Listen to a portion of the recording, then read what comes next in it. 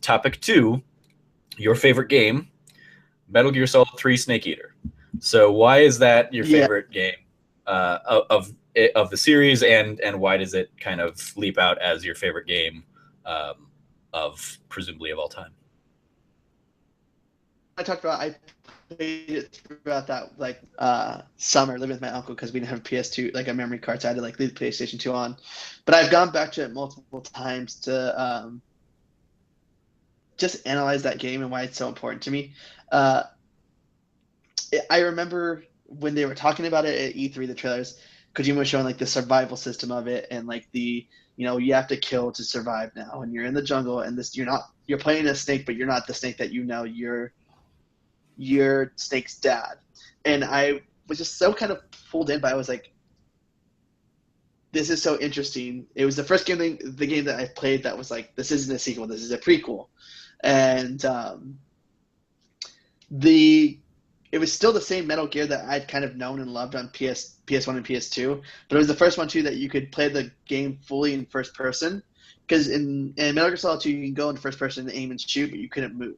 In Metal Gear Solid 3, you can move and shoot in first person, um, which was really cool. But seeing these characters that you've kind of already known and heard about or seen in the series uh, come, like, see their origins was just something great to see how like he was intertwining his storytelling. So like the first time that you see Ocelot, and he's Revolver Ocelot now. He's not or he's just Ocelot. He's not Revolver Ocelot at this time. And so you see young Ocelot, and then you're used to the Ocelot that you saw in Metal Gear 1 and Metal Gear Solid 2. Um, as the story of like Big Boss that you've heard this character many of times about, and you never knew who he like unless you played Metal Gear 1 and 2 on the NES which I didn't. I played them later on when you bought Metal Gear Solid 3. It came with a copy of like on the disc to play Metal Gear 1 and 2 Snake's Revenge, and so that's like you play Big Boss's story. But the storytelling he was telling of like you're a snake, and your mentor boss has defected to the Soviet Union and is starting a nuclear war, and like it's the woman that you love and that you have to take her down. It's just like so heart wrenching, and like it hurts playing that game to me, and seeing everything that uh, Big Boss went through to get to why he's the way he is, and there were just so many scenic moments in that game for me. Like that first scene when you see Big Boss or you see Boss defect and she shoots the nuclear missile off in Slovakia, and then it's just like fuck, and it jumps away. It jumps to like a year later, and like you're Naked Snake, and you're doing the first Halo jump that's ever been done, and so he does the Halo jump, and then like you're playing through the game, you get to Vulcan, or you get to Vulcan, and you see like the first Metal Gear that ever existed, and when you're escaping the base, like you and Ava are in the motorcycle, and there's like the railway shooter. Just everything about that game blew me away on like the fact that it was pushing the PS2 to its like potential that it had of like graphics and the way that the engine ran. Um, and just getting to the end of that game, like hearing what Boss had to go through and why she defected, and she did it for her country, and there was a mistake, so she had to own up to it. And like you're the only one that like can put her down, and like you kill her, and like you die knowing that she was a war hero, that she never actually defected, that she did it for her country, and she sacrificed her child, which she didn't sacrifice. It was Ocelot the whole time. Um, but in like this amazing, beautiful storytelling way. And just like the scene of like her death is like when she's in this petal of white roses, and then you shoot her and they turn red, and just like the symbolism behind that is like super heartbreaking. And you take the title of Big Boss, and like when you see like him getting the title and getting pinned for killing Boss and like saving the U.S., like you see the depression in his face, that he's not happy for the country that he like works for, and that he doesn't want to do this. Like if he would have known from the beginning that this was what was going to happen, and like the lies that they told him, that he would never have done this mission, and he would have defected with Big Boss because he loved her. And just like kind of seeing why Big Boss is such a broken character, and why he, at the end of Metal Gear Solid 4, like you see, like you get the full story of what happened, and like why he made the philosopher's like legacy and all this stuff, and where like why the Patriots exist, and like why he despises the U.S.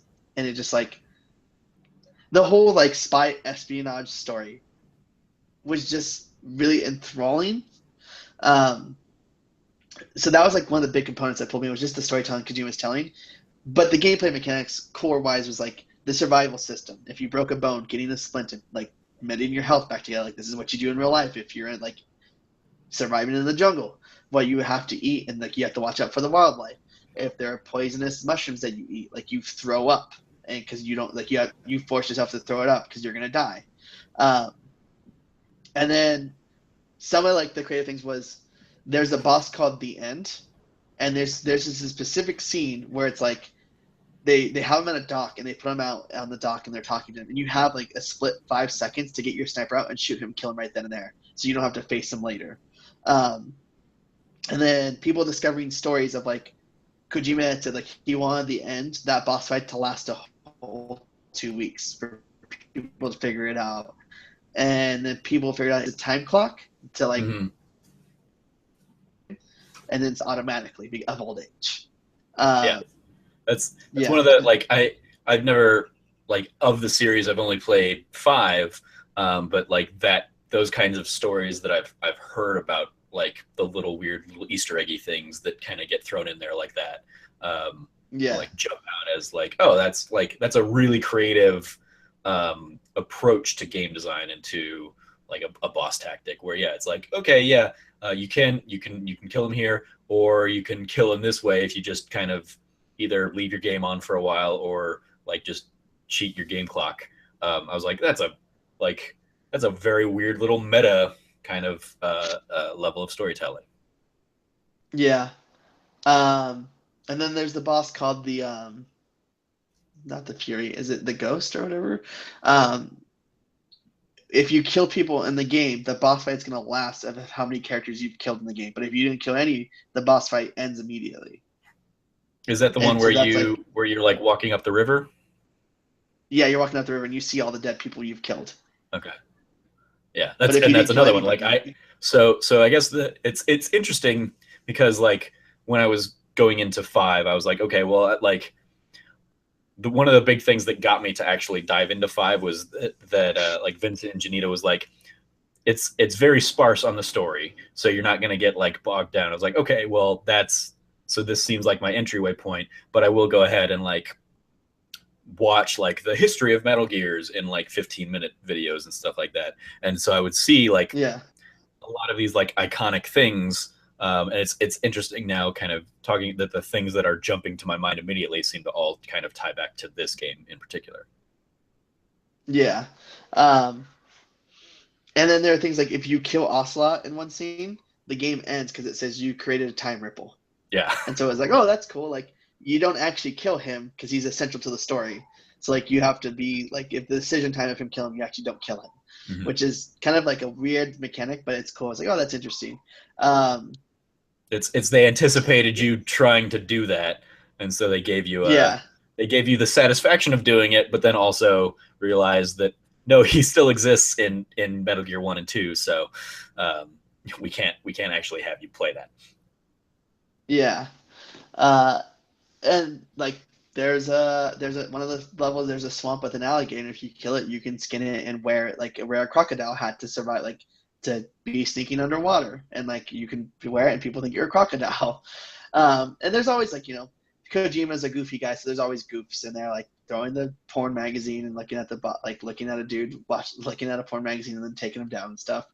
Um, but one of the mechanics to that really, well, not a mechanic, but like an Easter egg that was like kind of weird that people discovered was there's a scene when you get taken by Vulcan where you're being tortured in Groznygrad.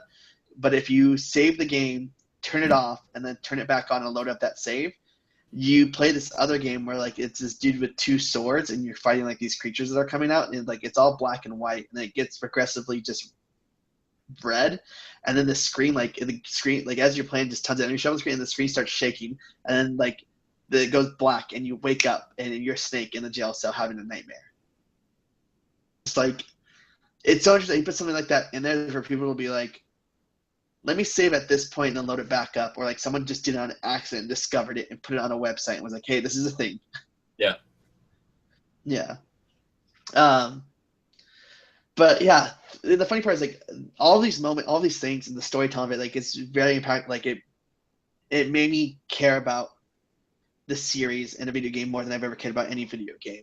Um, and just like the voice actor performance, like you could see, like listening, like when I played that game and I listened to the voice actor, like you could feel the emotion that they put in while they were in the room recording their voices. And five was like such a good, like coming from three and then playing five is kind of the point where I'm like, okay, like people talk about Peace Walker, and I came back to Peace Walker later on the collection because I didn't play it on PSP. Um, like just the transition of like the big boss there to the big boss that you play in five is such like a interesting transition of seeing like where the story went and everything, and it's cool. And so three is like my all-time favorite game of all time, my favorite Metal Gear, and it's always going to be special to me. Like that's all I really have to say. Like besides the Easter eggs, like you find out that like Raiden's great uncle was Vulcan's secret gay lover. Okay, sure. And then like in the final fight with Big Boss, there's three snakes in the courtyard, and they if you kill each of them, they have like you eat and like you see them, you get them in your food inventory or you capture them. The one they're called Solid, Solidus, and Liquid, Little Easter representing eggs like the for the future of the chronology at least. Yeah. Um, so it so it sounds like one of the big draws of this game for you was the fact that you kind of had the history of one and two building on, and then now you're getting to kind of go back and see kind of how that all started for these characters. yeah. And then four, correct me if I'm wrong, but four is kind of like the end of Snake's journey, right? And the chronology. Well, yeah, it's like the end all be all of all of it because it ends Snake's journey, and then like it ends Snake's journey. You think he commits suicide, and then like they do the credits, and then he like comes back and he's in the graveyard of Big Boss, and then Big Boss like shoots the gun out of his hand, and like Big Boss has been alive this whole time, and tells him everything about like this is who the Patriots are, and it's because of this guy right here, Signet. And Signet used to be my best friend until I left the U.S. and created Outer Haven and all this stuff, and then he created he didn't want me to leave, so he made three copies of me, you Solidus, and so like getting to four, like it was cool. It was amazing to see like everything come together and the fruition of like this is the story. These are these characters where these were the Patriots. This was Signet who ran the whole thing, and the reason why he did it, and why Big Boss left, and why like it was an emotionally breaking thing for all these characters in the world. And then like at the end of four, like he says, only one snake can live, and I want it to be you. And he tells like Solid Snake, like you are my legacy, you are my son, and you're the one that needs to live. And so if you've played all these games, that's powerful, Yeah, and impactful that we don't. I mean, like there are a lot of people out there that kind of rail on storytelling in games is somewhat behind storytelling in other mediums. And while I definitely agree with that in essence, because we are like in our like infancy still compared to like film that's had 100 years, theater that's had thousands of years, video games, yeah, and kind of identifying good storytelling in a video game is still rare. But I mean, you can still have standout moments like that, and this kind of being if you look at Metal Gear as like one long story told over the course of multiple games, I think as wild and off the rails as it gets sometimes, I think the reason it has such like a rabid fan base is because it does kind of tell stories that we don't see in games otherwise. yeah.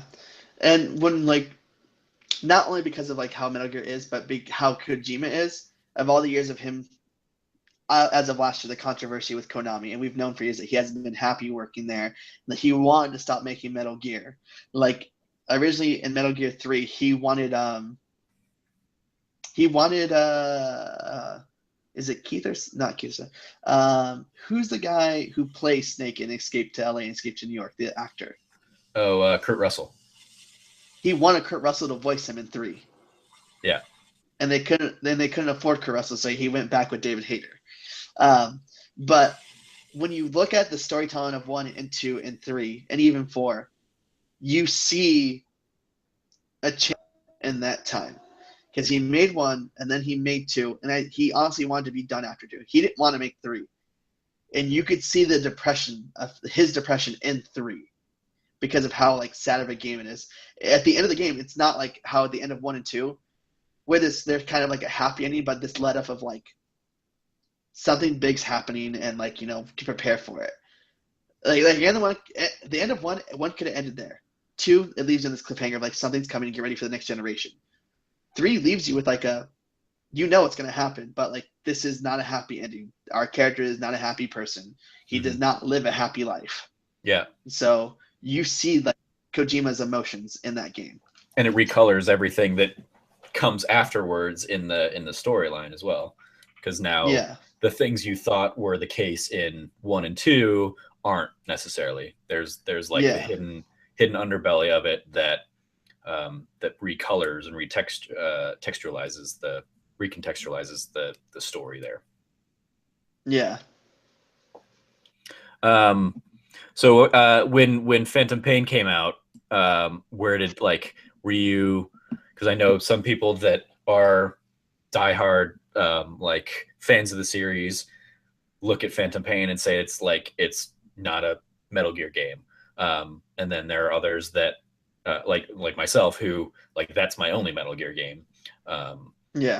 As somebody that looked from the outside in with respect of the series for years, is just too much to kind of try and dive into and ingratiate myself with.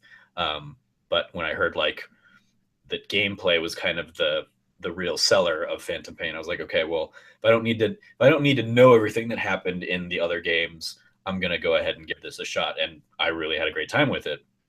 And if it's the kind of thing that if I could get the other games in a modern setting, or not a modern setting, but modern gameplay mechanics wise, if I didn't have to go back to the shitty mechanics that we touched on in the last topic of how weird and out of place those early games feel, I'd be much more inclined to try and go back and experience the story as a whole.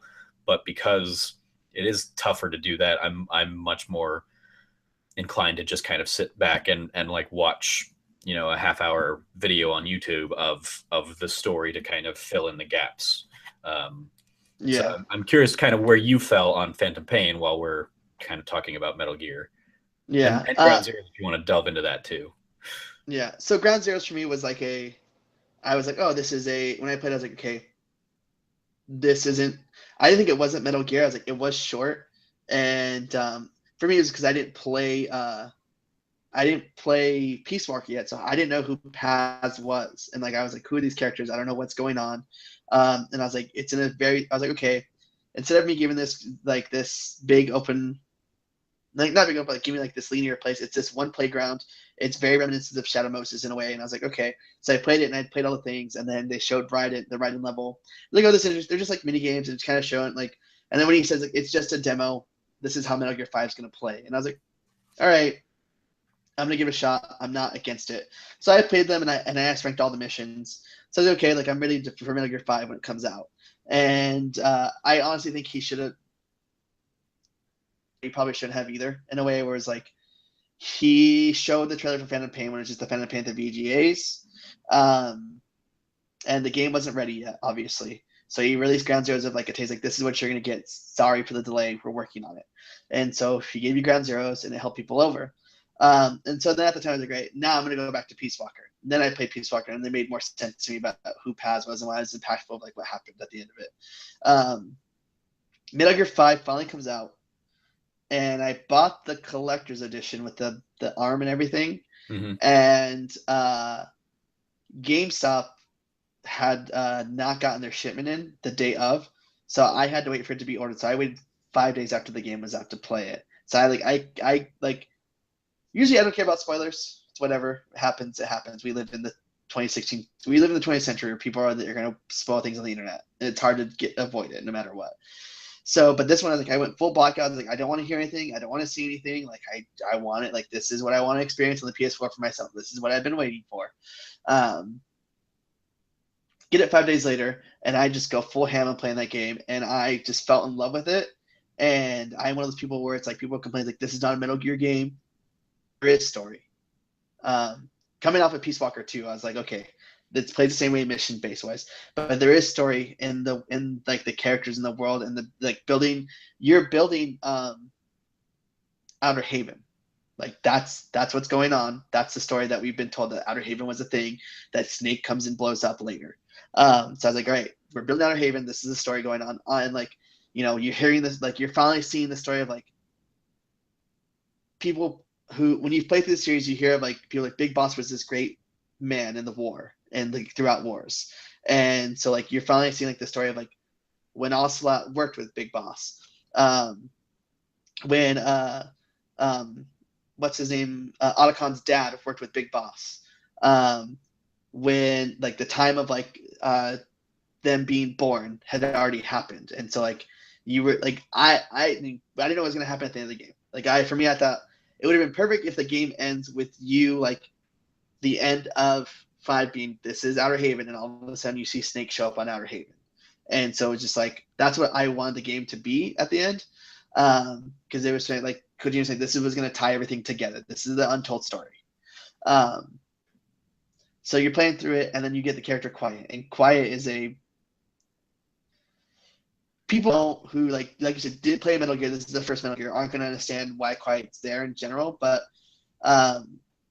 people are like wrote her off because she's half naked. This is like he just put a naked chick to put it in there. Like it's very sexual. It's very dumb. And I was like, if you guys don't know who Kojima is, like when he made Metal Gear 4, he wanted to hang out with models. So he said, hey, let me make an army of model chicks, and so I can get them in my game and I can hang out with them. That's Kojima. That's who he is. It's a goofy thing. And yeah, her disease of her having the skin disease that like she takes photosynthesis through like air and grass. Sure, whatever. It's not going to bother me. But then like the story of Skullface and him building like Metal Gear Rex, and Metal Gear Rex is a representative like, or not Metal Gear Rex, Sahelanthropus is like the first model towards Rex. And like seeing Liquid as a child, you played it like you know that's Liquid, and seeing Psycho Mantis, it's like all these characters that we've heard about are appearing younger, and it's like their origin story and where they came from and how they're connected. And so like it ultimately at the end of the day, that the last, did you beat all of it? Like did you get to chapter 2 and beat the last part? Yeah. Or the last story mission? Yeah. Okay. So like that whole twist, this isn't the real spoilers. Put your spoiler ears on if people don't want Metal Gear 5 spoiled for them.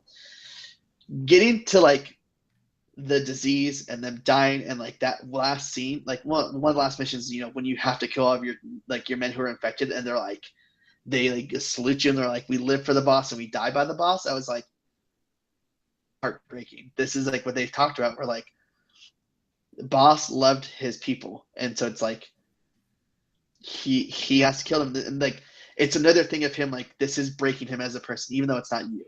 And then you get to the end and you find out that he's like, you're my phantom. You are not actual Big Boss. I'm hiding because of like the Patriots after me. And that the Big Boss that you are is the Big Boss that dies in Metal Gear 1 on Outer Haven. And that's why when you get to the end of Metal Gear 2, Snake's Revenge, Big Boss is still alive again. Yeah. And because it was not originally him. And then when you, at the end, when you're listening to the tape says Operation something, I forget what it is. That is the mission that Snake takes to come to Outer Haven. So that was like the way that Kojima wanted to wrap things up, since he didn't get to finish making the game. And if you got the collector's edition, you got the DVD that gave you the last mission, like showed you like the storyboards and what was going to happen. Yeah. And like you see him about to kill Liquid, but he doesn't do it. And Liquid's voice is changing because he has the disease. And that's what makes his voice turn British out of nowhere. And because how the Parasite changes your voice from like the way like your accent of how you speak your language. So that's why Liquid changes his accent to British, so he doesn't die. Because if he speaks normal English, an American accent, he'll die. And then like how he teams up with Psycho Mantis, because Psycho Mantis saves him. Yeah. So Yeah. for me, it was like and that was the story.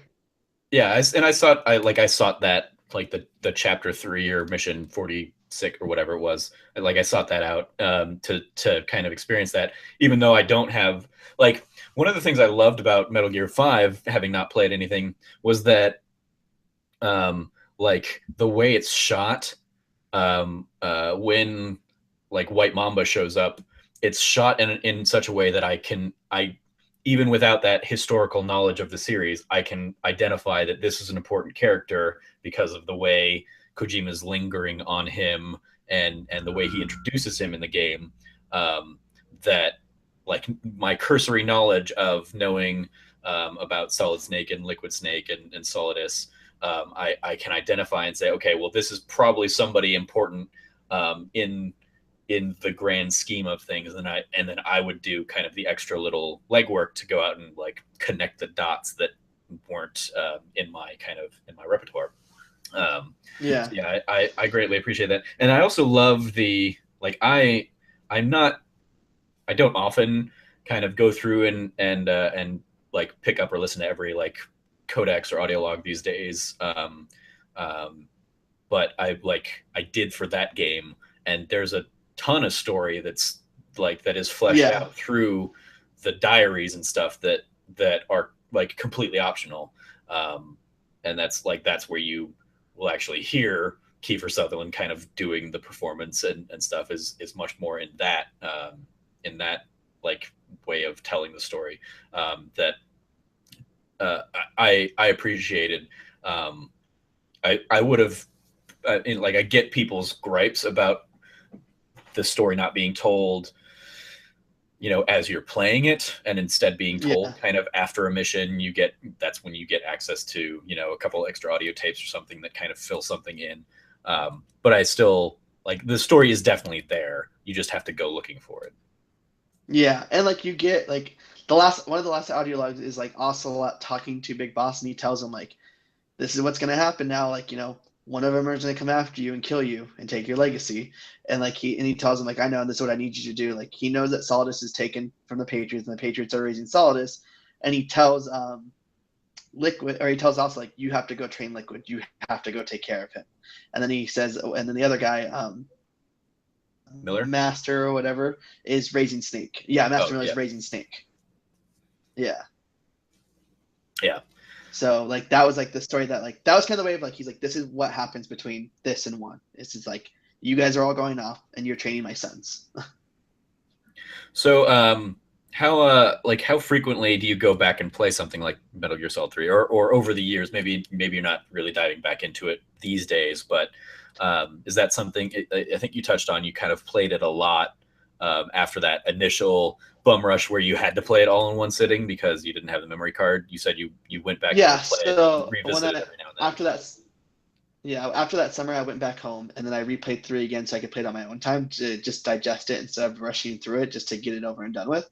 But it's a game, like I have the collection, and sometimes I'll replay that and I'll replay 4 because they're easy. The controls are easier to play those 2 games than 2 and 1 is. Yeah, they're significantly closer to like this generation, so that makes sense. Yeah. And if I replay 1, I always play the Twin Snakes on GameCube because the controls are still good on that for me. Cool. Yeah.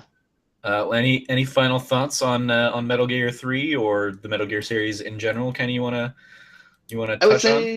I would say to people that have like still been holding off on Metal Gear 5, if you really want the full experience, to somehow figure out if you want like I said, I sent the collection to Damon, and like he has like nothing but the highest praise to talk about Metal Gear now because of it. Where I'm just like, if you really kind of want to feel the full experience of 5, is like push through it, play those old games, because you're really going to understand it and care about the game more and more about the story and the world and the characters. All right, so I guess I'll be diving into my PS3 eventually. Yeah. Eventually. Cool, great. Thank you. I would say at least dive back into 3. Okay. That's like because that's really the story of Big Boss. Yeah, so I can appreciate where that character is going into 5. Makes sense. Great. Well, thank you for in engaging me and educating me a little bit on Metal Gear Solid 3 and your deep love of it.